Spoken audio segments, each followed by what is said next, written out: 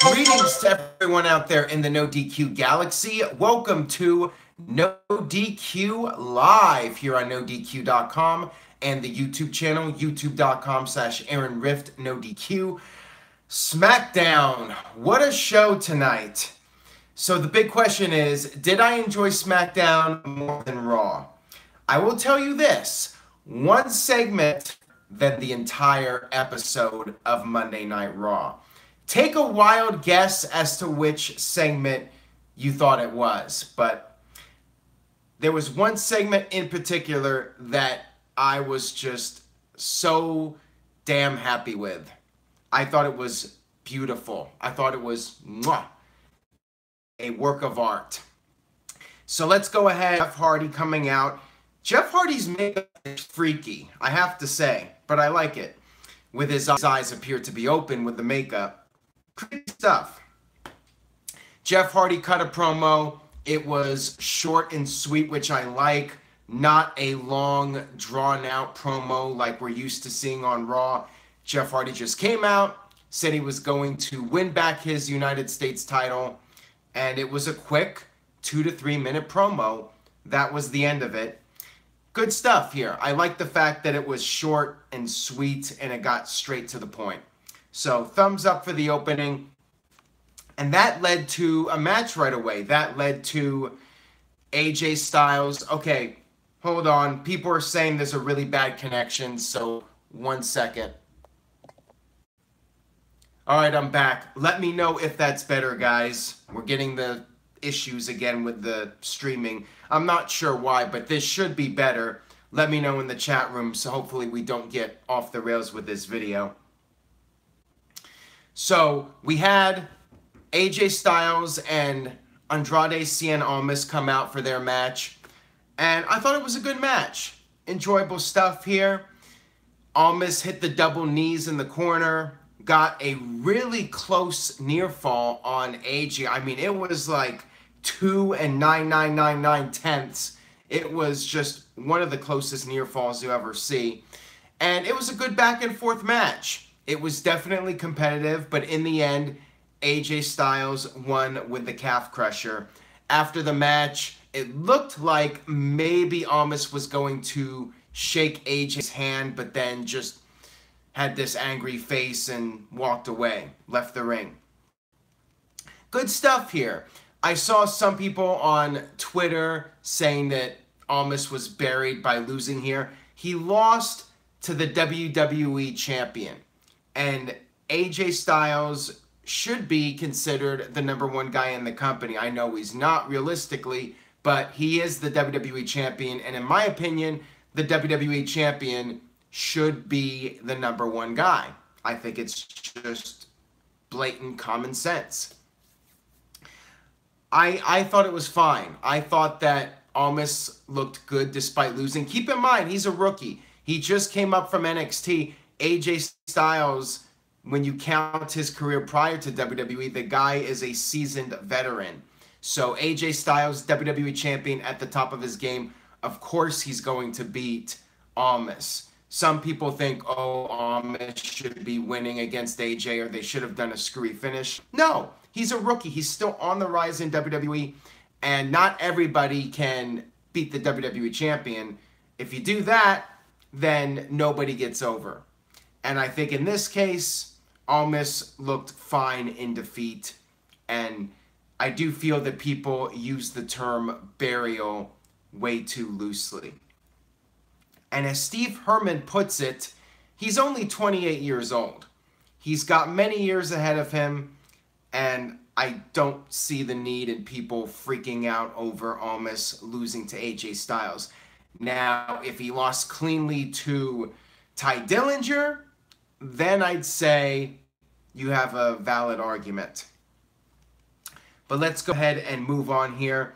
Good match, and the show was moving at a pretty good pace up to this point. We had Nakamura cut a backstage promo, and mixed feelings about Nakamura's promos. He said that Jeff Hardy is a, quote, sad clown. Weird promo by Nakamura, but whatever. I mean, he is a heel. And if he was a babyface cutting these types of promos, I think it would be death for him. But when he's a heel doing it, I don't think it's that big of a deal. By the way, happy 11-year anniversary to Talk Wrestling with Jeff Meacham. Also, today is the 1-year anniversary of Wrestling Trivia Challenge, which will be returning later this week for the 5th season. Stay tuned for that. Bradley says Nakamura was somewhat cringy and came off flat, but since he's a heel, I guess it's fine. Yeah, that's my take on it, basically. Next up, we had a backstage segment with Rusev and... Actually, not Rusev, excuse me. I don't think Rusev was on this show, actually, now that I think about it. It was Aiden English and Lana, and basically, we had Aiden English apologizing for what happened at the pay-per-view, the whole mishap with the exposed turnbuckle. And Lana said you would have to apologize to Rusev. And I guess WWE is teasing some sort of split between Rusev and Aiden English. Hopefully it doesn't happen because I like them together. And I think there's still mileage with them as a team. I'd like to see them go for the tag team titles, quite frankly. But who knows? It might be their breakup. Rusev might be going babyface. Maybe Aiden English goes babyface. That would be weird, but we'll see what happens. Do you guys think it's time? Yes or no? Leave a comment in the chat. Let me know what you think. Do you think it's a good idea to break them up, or do you think there's still mileage in them as a tag team? By the way, shout out to all the moderators. Kayfabe Candy Ass, Interstate Kyle, TJS, Virtue. The whole gang is here. Big G. Thank you guys for keeping track on everything going on in the chat room and laying down the law, serving some hard time. Mike B with a $10 super chat donation. SmackDown is way better than Raw. Definitely the A show, just like the NoDQ videos. Thank you for that. Forgot to tell you last night, thank you for retweeting my tweet to you. NoDQ and Aaron both rock. Appreciate that, Mike B. You are the man. Good job to the mod squad as well, as I was trying to say. Dylan Folk says Rusev doesn't need English anymore. Or could we say English doesn't need Rusev anymore?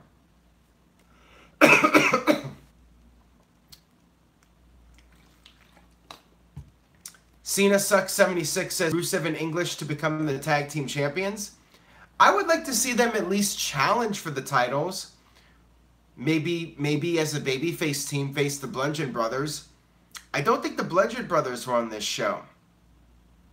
No Bar either, so I guess the tag team division isn't really a priority right now in the world of WWE. Let's move on here. We had Becky Lynch versus Mandy Rose. Another victory for Becky Lynch. Not much to say about the match. Just basically another match designed to build up Becky Lynch as the #1 contender. And then there was a backstage segment with Paige and Carmella.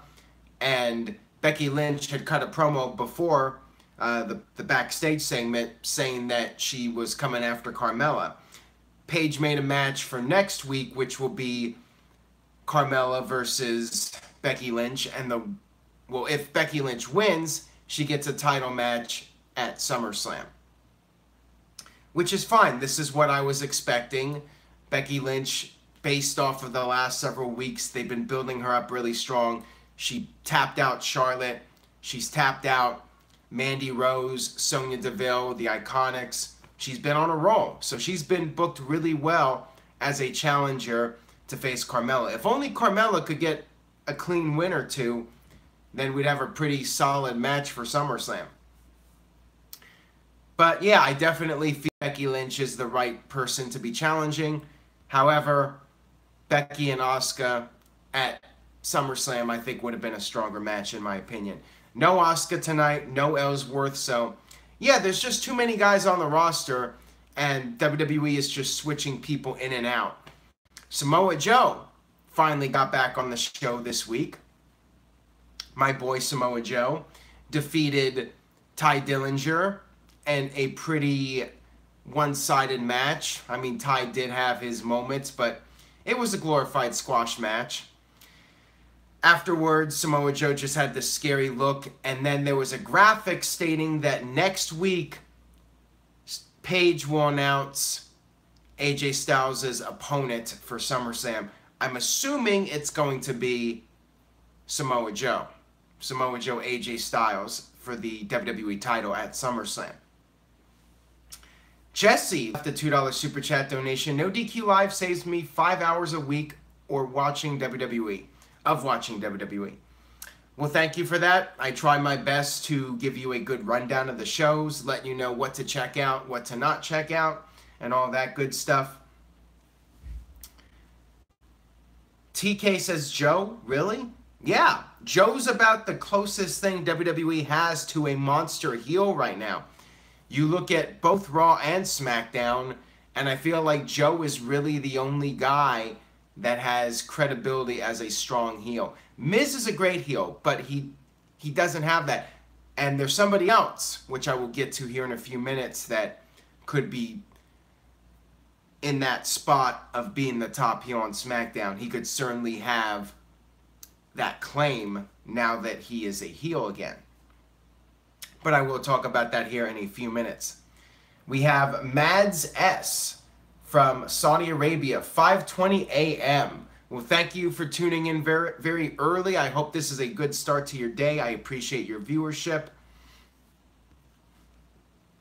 Tony says Joe versus AJ should main event SummerSlam if given the chance. We know it's not going to happen. We know that AJ and Joe will not close the show in all likelihood. But it should. I'm so sick of Lesnar. I think Lesnar and Reigns, or Lesnar, Reigns and Lashley, whatever they do, put that on early in the show. Just get it out of the way. Give the fans AJ versus Joe in the main event spot. But not holding my breath on that one. Mike B with a $2 Super Chat donation.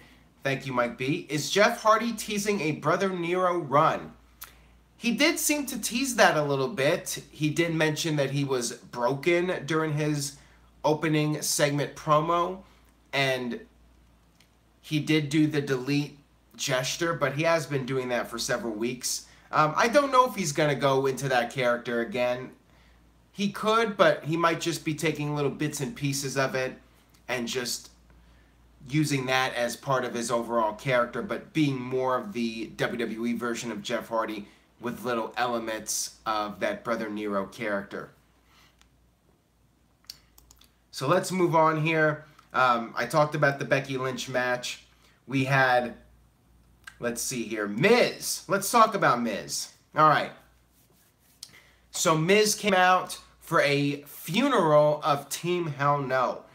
I thought that this was a funny segment. Miz is great as always. I love that fake cane head that was on the pedestal.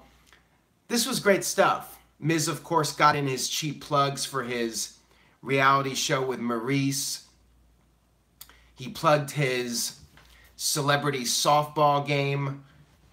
And then, of course, he mourned the end of Team Hell No. There were 3 pallbearers out there. None of them named Percy Pringle, just 3 pallbearers. We had Daniel Bryan come out angry. He went after Miz. He laid out the pallbearers, threw them around. So it looks like we are now going to have Daniel Bryan versus The Miz at SummerSlam. Keith Johnson with a $2 Super Chat donation. May seem random, Aaron, but bludgeons and sanity are the same. They are kind of similar, except one team has rubber mallets and the other team doesn't. The other team wears the face masks. But yeah, I could definitely see that. They both have that dark, gritty feel to them. Maybe at some point they'll team up. Maybe they'll be a good Survivor Series team. That would be quite the force for Survivor Series, merging the Bludgeon Brothers and Sanity, maybe even making a super group. We haven't had that in a long time. We haven't had like a major super group in WWE of 5 or 6 people in a very long time. Would be a nice change of pace. DJ Whitey with a $5 super chat donation. Well, man, what did I miss? Your hair is cool, dude. I thought we missed 500 views from the Extreme Rules video. Well, it was 490, so I decided to just go with it. It's summer. I gotta get more hip, more cool, even though this hairstyle is straight out of the 1990s. Whatever. Excuse me. Still got a little bit of a cold here, little remnants of it. Double Glass 90. Oh, wow. Double Glass 90 says the Sanity Brothers. Yes, I am some shady, but I'm not going to do any freestyle rapping. Don't count on that.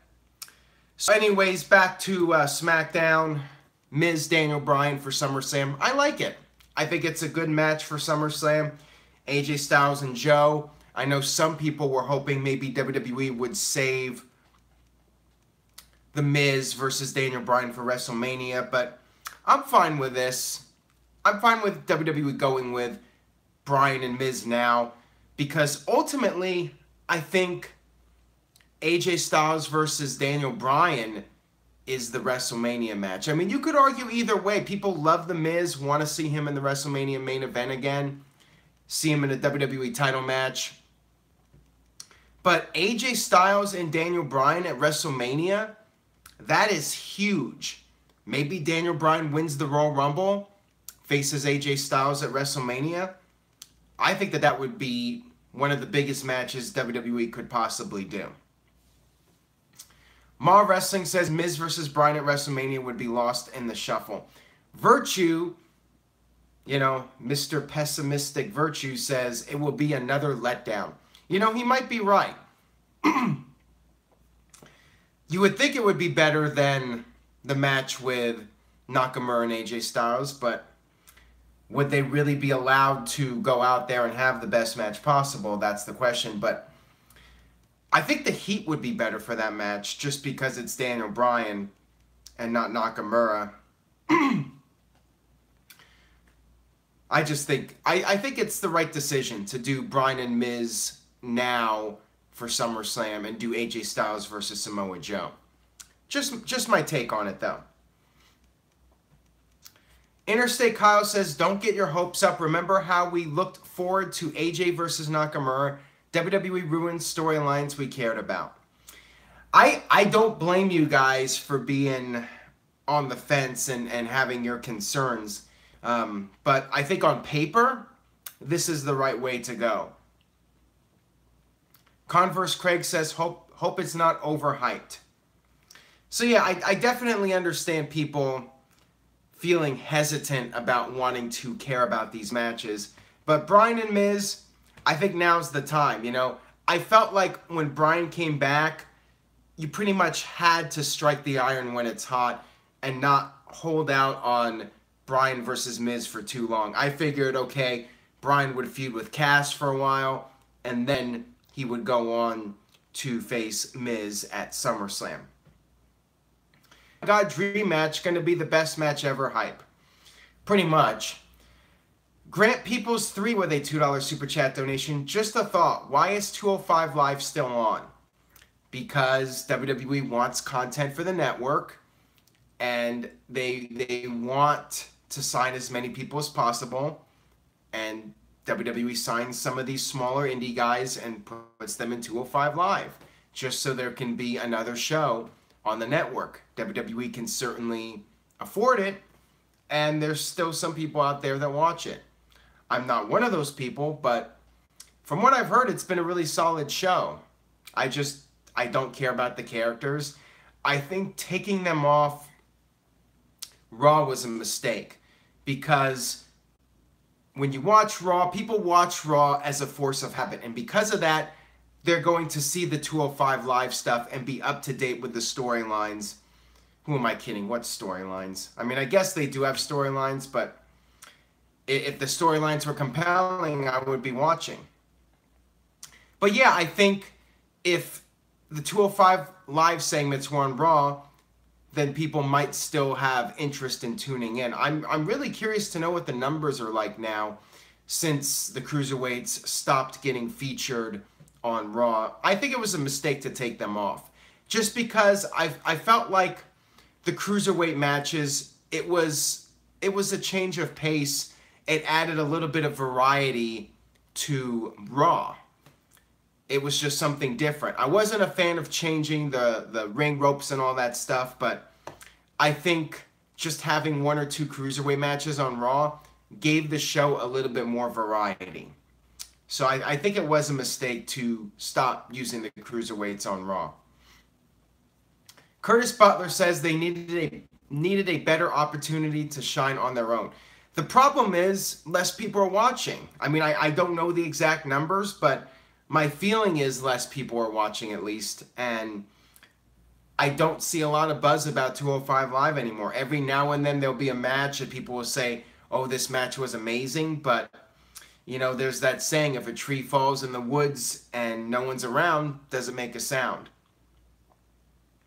Stephen Osborne with a $2 Super Chat donation. The Raw booking of their matches sucked.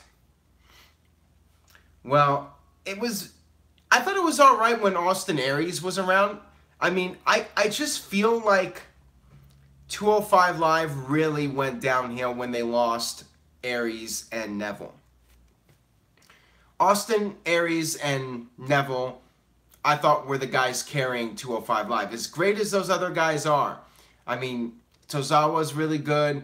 Leo Rush is really good. I mean, Murphy's really good. Mustafa Ali. They have a great roster, but as far as character development goes and just having the charisma and personality, I feel like Aries and Neville were the best guys.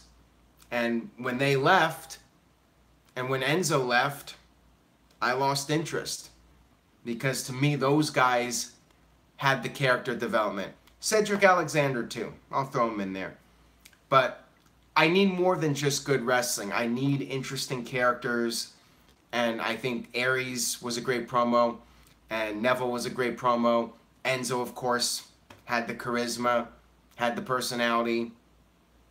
And without them, I mean, you don't really have anybody to carry 205 Live. You have a lot of great wrestlers holding it together, but you really don't have that big star or stars to really get people tuning in and invested in the storylines. But enough about that. That's 205 Live. Let's move on here. We had Eric Young versus Kofi Kingston in a singles match, and it was fine. I thought it was a decent match. I expected the outside interference with Sanity out there and New Day, and of course, there was a big schmoz, and in the melee, we had, I think it was Killian Dane that nailed Kofi, and that led to Eric Young scoring the pinfall. What's his move? The wheelbarrow into the neck breaker? I mean, that move is really cool. I don't know how many guys he could do that on. I mean, I think you got to be a pretty small wrestler to pull that off, but that is a cool looking finisher. I like it just because it's different. I definitely think that's a good finisher from Eric Young. 205 Live needs Hornswoggle. Wheelbarrow neckbreaker. I mean, that is a cool move in my opinion. I like it. And then we had the main event, I think. Let me see if there's anything else I'm missing here. No, I think we got everything covered. All right, so the main event was Jeff Hardy versus Shinsuke Nakamura for the United States title, the rematch. Good match here. I enjoyed it. I thought that it was well paced, and it was actually a fairly decent length of a match. I mean, this felt like the type of match they should have had at the pay-per-view, but we're in the $9.99 era, so there's no need to do a lengthy match on pay-per-views, I guess, and just save them for free television. It's a different era now, and I feel like it's just going to be more like this as we get closer to October 2019 when SmackDown Live goes to Fox, because That's where the money is. And it's just reversed. And I feel it's only going to be like that more and more often. As Kayfabe Candy Ass puts it, on the pay-per-view you get an angle, and on TV you get the match. Virtue says Roman haters going to get blasted on Virtue's Rage tonight. Well, there you go. When this is done, you guys can head over to nodq.com/virtue. Virtue and Big Jeff, Big G, will be talking about Raw and SmackDown, and they will also be discussing Roman Reigns. And I believe Virtue's going to rant on my hair. So head over there right after this. Starts at 11 Eastern, 8 Pacific. NoDQ.com/virtue. So anyways, I enjoyed the match. And Jeff Hardy was on the verge of winning the title. He hit the Swanton Bomb. But then we had Randy Orton interfere and cause a disqualification. And then we had one of the sickest post-match beatdowns in a long time. Randy Orton just throwing Jeff Hardy into the steps, throwing him into the announce table. But then the highlight of the night for me, better than the entire episode of Monday Night Raw, was Randy Orton grabbing Jeff Hardy's ear and sticking his finger in the ear-piercing hole, the giant hole that Jeff Hardy has in his ear, and then pulling it. This, I mean, I am a bit squeamish, and this just freaked me out. I thought this was fantastic. Is there any question now about Randy Orton? Some of you were downing a heel turn. I said that it felt like a heel turn, and I think it's crystal clear now that the old Randy Orton is back. I loved it. I thought this was so great, and it totally made up for Monday Night Raw. Beautiful stuff. Whoever came up with this idea, they deserve a raise. They earned their paycheck. I'm not sure if it was Jeff Hardy's idea or Orton's or somebody on the creative team, but whoever was responsible for this ear-pulling bit, I thought it was beautiful. Just great pro wrestling angle, great heel work by Randy Orton, and I loved it. I really enjoyed it. A+ ending to the show. So as far as a rating for the show goes, I mean, I enjoyed it. No real complaints. I thought it flowed fairly well. And we're starting to get the matches for SummerSlam built up. Solid B. I will give this show a solid B. Good show. Heel Orton, as Steve-O says, is best for business. Thumbs up show. I'm really happy about Orton. Definitely better being a heel. And I'm very pleased. Alright, so that's my thoughts on the SmackDown Live this week. Overall, mixed bag from WWE. Pay-per-view, I thought was a mixed bag. Raw was terrible. SmackDown was good. So there you have it. Another week in WWE. Stay tuned to NoDQ.com. Wrestling Trivia Challenge returns this weekend. Also, we have the NoDQ review returning after a brief hiatus. Virtue is back from Disneyland. And make sure you RSVP to the NoDQ 20-year anniversary meetup in Los Angeles. This is coming up on November, man, I'm not even sure the date. It's like November 19th, November 20th, whatever day Survivor Series is.